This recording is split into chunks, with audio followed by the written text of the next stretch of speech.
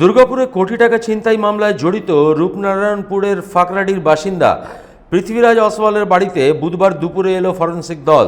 সঙ্গে ছিলেন দুর্গাপুর থানার পুলিশ ও রূপনারায়ণপুর ফাঁড়ির পুলিশ। জানা গিয়েছে তার বাড়ি থেকে বিশেষ কিছু নমুনা সংগ্রহ করতে এদিন পুলিশ ও রাজ্য ফরেন্সিকের দল আসে। প্রসঙ্গত উল্লেখ্য, দিন কয়েক আগে দিল্লির ব্যবসায়ীর কোটি টাকা ছিনতাইয়ের ঘটনা যথেষ্ট সাড়া ফেলে দেয় শিল্পাঞ্চলে। প্রাথমিকভাবে দুই পুলিশকর্মী সহ মোট 6 জনকে গ্রেপ্তার করা হয়। তাদেরকে জিজ্ঞাসাবাদ করে পূর্ব মেদিনীপুরের তমলুক ও রাঁচি থেকে আরও দুজনকে গ্রেপ্তার করা হয়।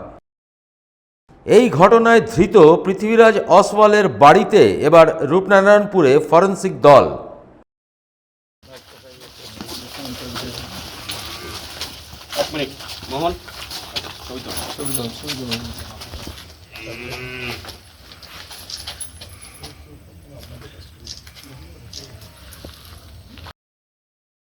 রূপনারায়ণপুর থেকে সঞ্জয় যাদবের রিপোর্ট, 99 নিউজ বাংলা।